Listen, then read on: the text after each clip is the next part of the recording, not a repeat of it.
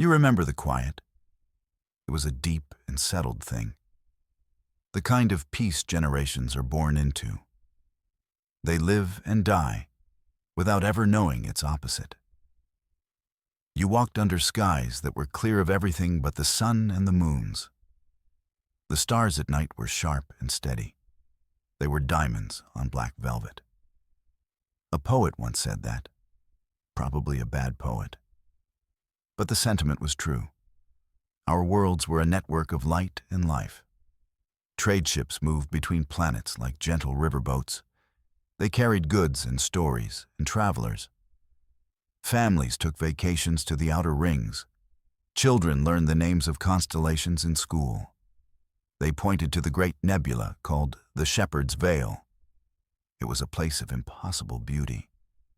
You believed it would always be there. That peace felt permanent. An endless summer afternoon. But even in that long quiet, you felt it. A small, deep hum of something forgotten. A feeling that the peace was a thin sheet of ice.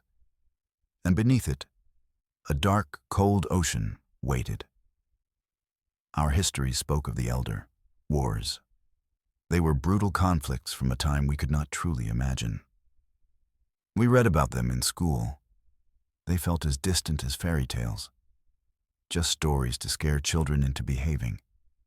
Don't stray too far, or the iron ghosts will get you. We had forgotten the taste of fear. Our fleets were for parades and exploration.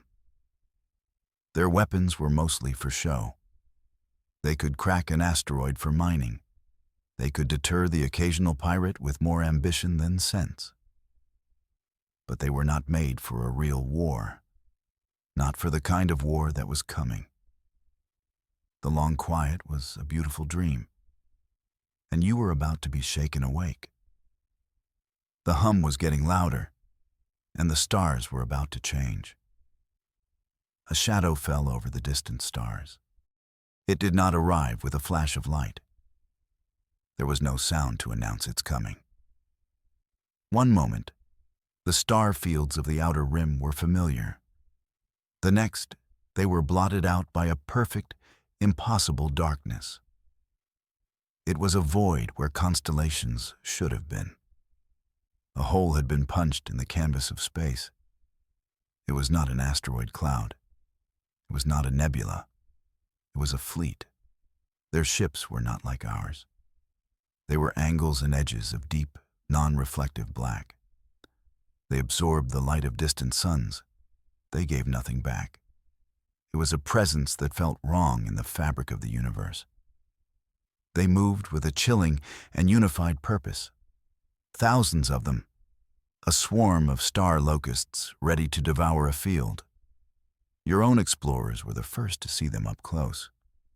Their final transmissions were just garbled screams, the kind of noise that haunts your sleep for years. The shadow grew larger in our skies. It was no longer a distant anomaly. It was a ceiling of dread hanging over our worlds. The news networks tried to stay calm. They called them unidentified visitors, a very polite term for the abyss. But you could see the tremor in the news anchor's hands. You could hear the fear in their carefully chosen words. Everyone felt it. The predator had arrived. We were the prey. The long quiet was officially over. They sent a message. It did not come over our communication channels. There was no radio signal, no burst of light. It simply appeared in the minds of every living person. A silent, psychic shout that echoed in your skull. It was a feeling more than a language. But its meaning was perfectly, horribly clear. It was a wave of pure dominance, a crushing certainty of power that left no room for argument. Imagine a mountain. Now imagine the mountain is sentient. And it just told you that you are less than the dust on its slope. The message was not just words. It was images, feelings, concepts. It showed us civilizations falling, worlds burning under their silent gaze, It showed us fleets like our own, shattered into glittering dust. It was a highlight reel of their conquests, a demonstration of their absolute, unchallengeable might. They did not need to boast. The evidence was presented as simple fact, the same way you might state that the sky is blue. Or in this case, the sky was now black with their ships. This silent message carried with it a chilling finality. It was not a negotiation. It was a declaration. It spoke of an order to the universe that we did not understand, a hierarchy in which we were very, very low. The feeling it left behind was cold and sharp. A sliver of ice in the heart of every man, woman, and child. Hope began to curdle into a sick dread. There was no misinterpreting this. This was not a misunderstanding. This was the end of our chapter in the Book of the Stars. Unless we did something drastic. Their ultimatum was simple. It was terrifyingly clear. They did not want our resources. They did not want our territory. They wanted us. Our entire civilization, every soul, was to be surrendered. We were to become their property, slaves to their silent, shadowy empire.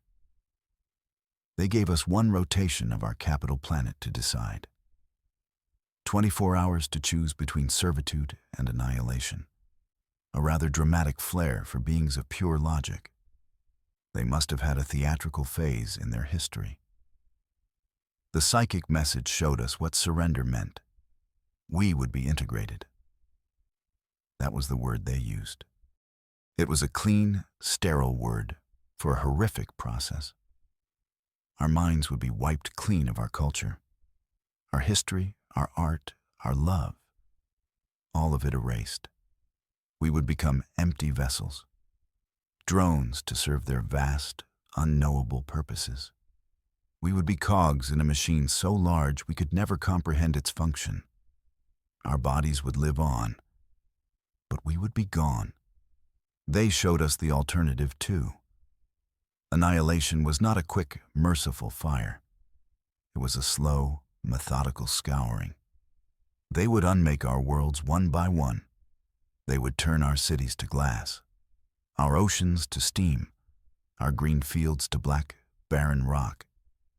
They would do it with a dispassionate efficiency, like a gardener pulling weeds. It was not an act of anger. It was an act of pest control. We were an infestation in their perfect garden. The choice was no choice at all. It was a sentence delivered with the option to choose the method of execution. The countdown began. A psychic clock ticked in the back of every mind.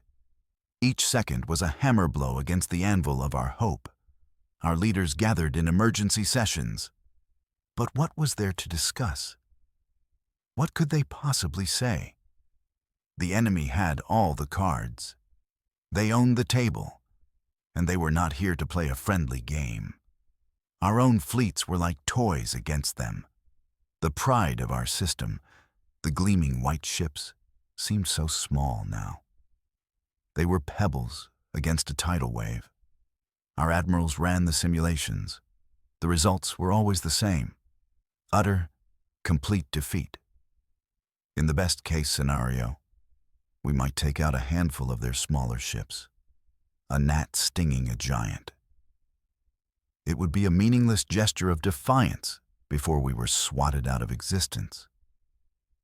Desperation is a powerful fuel. It burns away rules and caution.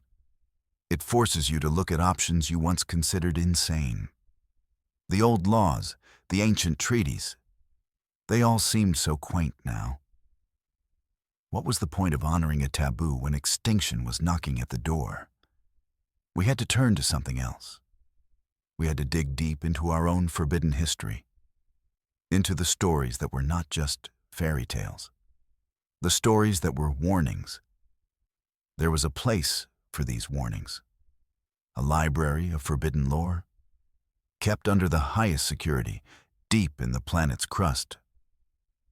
It was called the silent archive. Not because it was quiet, but because its contents were meant to remain unspoken. It held the dark secrets of our ancestors, the things they did to survive the Elder, wars, the weapons they built, the terrible prices they paid. We were a peaceful people now, but we had not always been. Our leaders, their faces etched with despair, authorized the unsealing of the archive. It was a moment that would change us forever. They were breaking a vow that had held for 1,000 years, a promise to never again walk the path of our most brutal ancestors. But the promise was made for a time of peace, and peace was now a distant memory. A new age was dawning, an age of desperate hope, an age that required a monster of our own. Deep in the planet's core lay our last resort. It was not just a weapon, it was a legend, a myth, the centerpiece of the forbidden lore. It was called the War Colossus, Project Chimera, a name whispered in the deepest corners of the silent archive. It was a relic from the last and most terrible of the Elder Wars, a conflict that had nearly torn our star system apart. Our ancestors won that war, but they were so horrified by what they had become, they buried their greatest weapon and swore it would never wake again. The project was more than just a big ship. The files described it as a semi-sentient battle station, a thinking machine of unimaginable scale and power. It was built to be the ultimate deterrent, the final argument in any conflict. Its resting place was the very heart of our world. Its cradle was a geode of unprecedented size. We had been living on its tomb for centuries, our entire civilization unknowingly sheltered by the sleeping giant. A rather cozy arrangement, when you think about it. The rent was certainly cheap. The warnings in the archives were stark. The Colossus was not just a tool. It had a mind, a consciousness forged in the fires of a mythical, brutal war. To awaken it was to risk unleashing a power we could no longer control. Our ancestors had feared it. They had decommissioned it at great cost. They believed that such power was too dangerous for any civilization to wield, even their own. They wrote that its mind was a shard of their collective wrath, a living embodiment of their will to survive at any cost. But what choice did we have? The psychic clock was still ticking. The fleet of shadows hung in our sky. Waiting, our leaders looked at the simulations of our fleets being annihilated. They looked at the archives of the Colossus. Annihilation by the enemy, or potential salvation from a terrifying, ancient guardian. They chose the devil they knew, or rather, the devil they had built. The order was given. The sequence to awaken the forgotten project began. We initiated the sequence to awaken the giant. The command was a simple string of code, but it was a key that unlocked a planetary scale machine. The first effect was subtle, a low, deep vibration that seemed to come from everywhere at once. It was not an earthquake. It was something deeper, more fundamental. It was the planet itself stirring from a long slumber. You could feel it in the soles of your feet, in the marrow of your bones. Then the power grid flickered. Across the entire world, lights dimmed and screens went dark for a moment. All non-essential systems were shut down. The planet was rerouting its energy, diverting the power of its molten core to the forgotten project. The air grew strangely still. The constant hum of our civilization, the traffic, the factories, the noise of life, it all faded, replaced by that single, deep, resonant vibration. It was the planet holding its breath. The tomb was opening. Deep beneath the surface, miles of rock and metal began to shift. Ancient machinery, dormant for millennia, ground into life. Seams appeared on the planet's crust. Great fissures opened up in deserts and on ocean floors. They glowed with an internal blue light. The planet itself trembled with the strain. The psychic clock from the enemy seemed to falter for a moment, as if it sensed a new and unexpected player joining the game. We had knocked on the door of our ancestors' tomb, and something inside was starting to wake up. Its systems came online with a silent roar. You felt it not with your ears, but in your mind. A surge of pure, raw consciousness.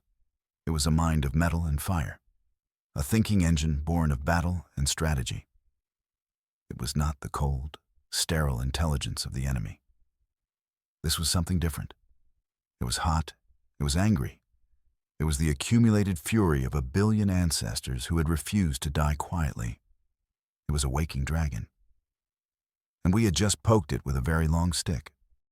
The first data streams began to flow from the Colossus to our command center. They were not neat lines of code. They were torrents of information. Battle schematics from the Elder, wars, threat assessments that analyzed the enemy fleet with terrifying speed and accuracy. It was already formulating a strategy. It was already running 1,000 combat simulations per second. Its mind was a storm of logic and wrath, an intelligence singularly focused on one purpose: the complete and utter destruction of any threat. You could feel its personality in the data, a deep, resonant pride, a contempt for the enemy that was so profound it was almost in physical force. It saw the invaders not as a superior power, but as an annoyance, an insect to be crushed. In the space of a few minutes, it had processed more tactical data than our own high command could in a year. It was a consciousness on a level we could barely comprehend, and it was now our only shield and our most terrifying sword. Our leaders gave the command with heavy hearts. The final order was just one word: ascend. The word was sent to the mind of metal, to the ancient intelligence stirring in the core of our world. There was a moment of silence after the command was given, a deep planetary pause, as if the Colossus was considering the order, judging the descendants who had awakened it. Then, the planet-wide vibration intensified into a ground-shaking shudder. The decision had been made. The weight of that command was immense. Our leaders had unleashed a power that had been sealed away for a reason. They had broken the most sacred vow of our ancestors. They had become the thing our peaceful civilization had sworn never to be again: warriors. But they saw no other path. They chose the ghost of their ancestors' fury over the certainty of slavery. It was a terrible gamble, a roll of the dice with the fate of every living soul. A single thought came back from the Colossus. It was not a word. It was a feeling of grim, absolute resolve. It was an acceptance of its purpose. It did not question the order. It did not hesitate. It had been built for this moment, for this exact purpose: to stand against the darkness when all other lights had gone out. The final order was given. The leash was cut, and the Colossus was unleashed upon our foes. The war Colossus ascended from its deep cradle. It did not rise like a ship. It was a geological event. Entire continents of the planet's surface shifted and broke apart. The ground split open, not in fissures, but in a vast geometric pattern, as if the world itself was a shell, and the creature within was hatching. A section of the planet the size of a small moon detached and lifted away, revealing the titan that had been sleeping beneath. It stood taller than any mountain we knew. Its scale was difficult for the mind to process. It was a being of polished, dark metal, etched with lines of glowing blue light. It was shaped like a humanoid warrior, a knight from some forgotten epic tale. Its head brushed the upper limits of the atmosphere. Its feet were still anchored in the glowing chasm from which it had risen. Cities on the edge of the opening looked like tiny, sparkling grains of sand at its feet. It was beautiful. It was terrifying. It was the most incredible thing you had ever seen. The enemy fleet, which had seemed so vast and intimidating, was dwarfed by its presence. Their ships were like flies, buzzing around a giant's head. The Colossus stood in the silence of space. Its head turned slowly, surveying the invaders. It did not immediately attack. It just stood there. A silent, immense challenge. A declaration in physical form. Itself, our ancestors had not just built a weapon. They had built a god of war, and its church was the entire planet. This was a home defense system of a truly ludicrous scale. Its first shot was not a beam or a missile. It was something far stranger, something that broke the laws of physics as we knew them. The Colossus raised one of its massive hands. Its palm opened towards the enemy fleet, and in the center of its palm, reality itself seemed to fold. A point of impossible darkness appeared, a perfect sphere of nothing. It did not explode. It did not radiate energy. It simply expanded. This was not an absence of light. It was an absence of space, a tear in the very fabric of the universe. One of the enemy cruisers, a ship miles long, drifted too close to the expanding sphere. It did not crumple or explode. It was just erased. One moment it was there. The next, it was gone, as if it had never existed. The sphere continued to grow, silent and inexorable. A wave of pure non-existence washing over the battlefield. The Colossus closed its hand, and the sphere vanished. The hole in reality was sealed, but a gaping void was left in the enemy formation. Dozens of their ships had been unmade, wiped from the slate of history. There was no wreckage, no radiation, no sign that they had ever been there at all. Just an empty patch of space where a part of their fleet used to be. The ultimate weapon was not one that destroyed things. It was one that deleted them. Now that's what I call taking out the trash. The invaders reeled back in shock and disbelief. For the first time, they showed a reaction. Their perfect, disciplined formations shattered into chaos. Ships broke away in panic. They had encountered resistance before. They had crushed rebellions in 1,000 systems. But they had never encountered anything like this. This was not a weapon. This was a localized cosmic horror, an entity that could weaponize the concept of nothing. Their silent, psychic broadcast of dominance stopped. It was replaced by a chaotic jumble of signals. You could feel their confusion, their dawning, horrified understanding.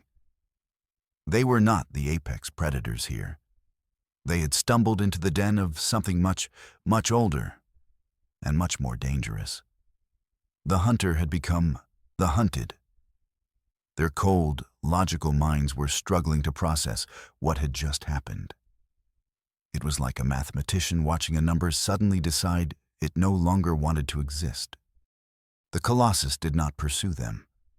It stood its ground, a silent sentinel. It had made its statement. It had demonstrated its power in a way that was impossible to misinterpret. The fear they had inspired in us was now reflected back at them 1,000 times over. Their aura of invincibility was shattered. They were not gods. They were just bullies. And they had just punched a mountain that could punch back, a mountain that could erase you from the timeline. The Colossus communicated directly to your mind. It was not the crushing, alien feeling of the invader's message. This was a voice you felt you had always known. It was the echo of your own ancestors, the collective will of a people who had survived against impossible odds. It was a voice of iron and fire, of grim determination and ancient, righteous anger. It spoke not in words, but in pure, undiluted meaning. It told you that it was not a tool. It was not a machine to be commanded. It was the guardian of your people, the final embodiment of your civilization's will to live. It was the wrath of your ancestors given form.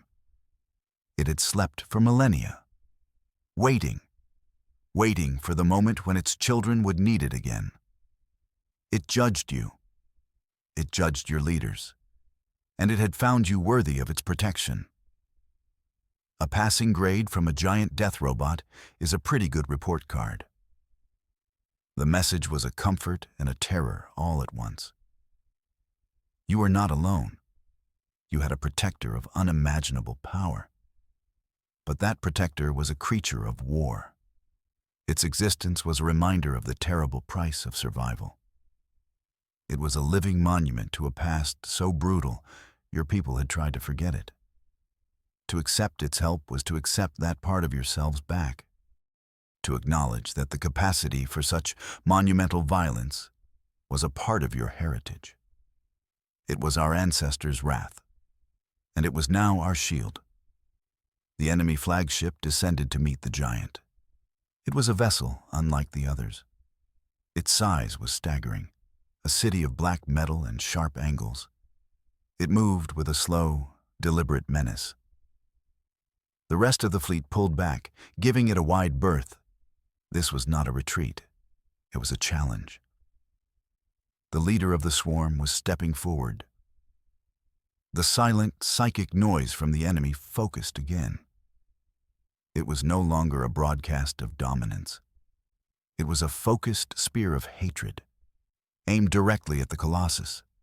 A duel of gods was about to decide our fate. The enemy flagship positioned itself directly in front of our guardian. The two behemoths faced each other in the void between worlds. One was a creature of ancient metal and planetary fire. The other was a vessel of cold, geometric darkness. It was a contrast of philosophies. The hot-blooded fury of survival against the cold, unfeeling logic of conquest. The flagship broadcasted a new message, not to us this time, but to the Colossus. A challenge, a duel. It recognized the Colossus, not as a machine, but as a peer, a rival power. It was an invitation to single combat. The fate of our entire civilization would be the prize. The Colossus answered not with a message, but with an action. It settled into a combat stance. Its massive hands clenched into fists. The blue light in its circuits pulsed brighter. It had accepted the challenge. You watched as the two behemoths engaged. The sky burned with the fire of their war. The enemy flagship opened fire first. It unleashed a torrent of energy that was not light, but pure gravity, a wave of force that could crush moons. The Colossus met it head-on. It raised its arms, and a shield of shimmering blue energy materialized in front of it. The gravity wave washed over the shield. The fabric of space itself distorted around the impact. But the shield held. Then the Colossus returned fire. It did not use its weapon of non-existence. This was a more personal fight. Beams of pure, white-hot energy erupted from its eyes. They lanced across the void and struck the flagship. The black metal of the enemy ship did not melt or burn. It seemed to shatter. Like obsidian struck by a hammer, cracks of blinding light spread across its surface. The flagship shuddered under the assault. They charged each other, two titans clashing in the heavens. The Colossus swung a fist the size of a stadium. It connected with the flagship with a sound that was felt more than heard, a deep, resonant clang that echoed through the planet's core. The flagship was driven back, its black hull visibly dented. It responded with a barrage of missiles that seemed to phase in and out of reality. They struck the Colossus, exploding in silent, violent blossoms of purple energy. The battle was a dance of titans, a spectacle of violence on a scale that was almost artistic. It was terrifying to watch. But you could not look away. This was not just a fight for survival. It was a clash of histories, a conflict between two different answers to the great, silent question of the universe. The sky was no longer black with their ships. It was ablaze with the light of a new dawn. A dawn forged in the fire of a war between gods. And you were there to witness it all.